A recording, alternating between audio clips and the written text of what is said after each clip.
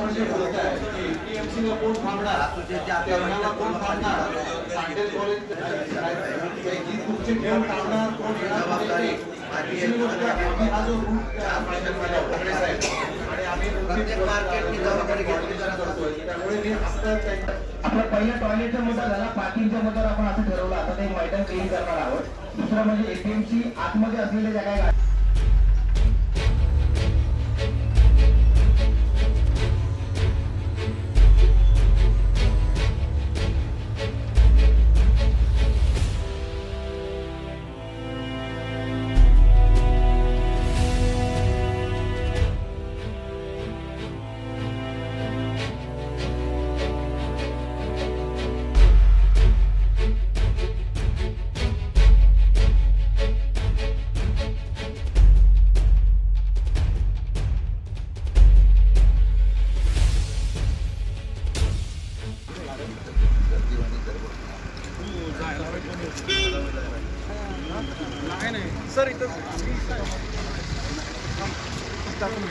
जरांगे साहेबांच्या नेतृत्वाखाली फार मोठा महामोर्चा हा नवी मुंबईमध्ये येत आहे।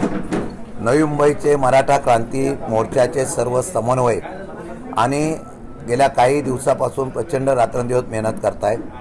आज त्यांनी मुंबई कृषी उत्पन्न बाजार समिती, महानगरपालिका आणि सिडकोच्या माध्यमातून, पोलीस यंत्रणेच्या माध्यमातून हे येणाऱ्या वादळ त्यांना कशा प्रकारचं नियोजन करायच्या बाबतीमधली, निर्णय घेण्याच्या बाबतीमधली बैठक झाली। गेल्या मागच्या सुद्धा 2 दिवसापासून आम्ही बैठका घेऊन त्याचं नियोजन केलं। आज त्याच्यावर अंतिम आम्ही त्या ठिकाणी निर्णय घेतलेला आहे। जास्तीत जास्त येणाऱ्या लोकांना सुविधा, जास्तीत जास्त येणाऱ्या लोकांना भोजनाची व्यवस्था, त्याचबरोबर कुठल्याही प्रकारची त्यांना अडचण होणार नाही याची काळजी घेण्याचा प्रयत्न केलेला आहे। मुंबई कृषी उत्पन्न बाजार समितीने येणाऱ्या सर्व लोकांची व्यवस्था करण्यासाठी त्याप्रमाणे निर्णय घेतलेला आहे आणि तिथे आम्ही सगळेजण एकत्रितपणे आपल्या या सर्व लोकांचं व्यवस्थितपणे कशा प्रकारचं त्या ठिकाणी सोयी किंवा व्यवस्थितपणे त्यांची व्यवस्था होईल याची निश्चितपणे प्रयत्न करतो। नवी मुंबईमध्ये साधारण 15 दिवसापासून सकल मराठा समाज सतत पत्रव्यवहार करत, साधारणतः आता चर्चा अर्थ असं ठरलेलं आहे की पनवेलवरून आलेली हे मोर्चा हा पाम बीचवरून आणायचा। पाम बीचवरून आणत असताना माझ्या माहितीप्रमाणे मुंबई कृषी उत्पन्न बाजार समितीमध्ये साधारणतः 2-1 लाखांच्या लोकांची आम्ही व्यवस्था करू शकतो अशी आमची मानसिकता किंवा तयारी आहे। उर्वरित राहिलेल्या लोकांचं काय करायचं यामध्ये मग तांडेल मैदान असेल किंवा वेगवेगळ्या तेरणा कॉलेज असेल, अशा वेगवेगळ्या ठिकाणी उपाययोजनासाठी त्यांनी प्रयत्न केलेला आहे। त्याच्या व्यतिरिक्त जर काही अडचण झालीच तर शेवटी हा बांधव आता मुंबईच्या वेशीवर आलेला आहे। तो पाम बीचला असलेला तो पूर्ण रस्ता हा एक बाजूचा हा पूर्ण त्यांच्यासाठी आम्ही मागितलेला आहे। तो जर मिळाला तरी या ठिकाणी ते बांधव तशा पद्धतीने राहतील याचा विश्वास आहे। सर, महानगरपालिकेचं प्रशासन आहे तेवढं तुम्हाला सहकार्य करताना दिसत नाही, ऑफिसर पण इकडे नाहीये, अशी तक्रार माझ्याकडे आलेली आहे। हे झाल्यानंतर मी स्वतः आम्ही काही जण जाऊन, शेवटी काय असतं प्रशासनावर तेवढं जाऊन त्या ठिकाणी दबाव टाकणं गरजेचं आहे।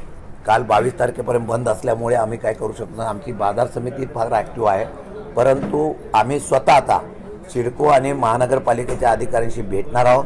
त्यांच्या ज्या जबाबदाऱ्या त्यांना ते घ्यायला लावणार आहोत। जर घेतल्या नाही तर तेवढा मराठा समाज लक्षात देऊन ते ठेवून असं मला वाटतं। सरकारचा दबाव असेल प्रशासनावर, स्थानिक प्रशासनावर, मला त्याची कल्पना नाही, मी आज काय बोलू शकत नाही दबाव आहे का नाही, परंतु माझ्या माहितीप्रमाणे शेवटी येणाऱ्या लोकांची व्यवस्था आणि सोय ही त्या ठिकाणच्या प्राधिकरणाने करायला पाहिजे असं माझं मत आहे।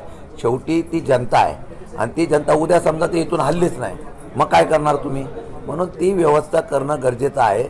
सरकारचा दबाव नसावा अशी माझी अपेक्षा आहे।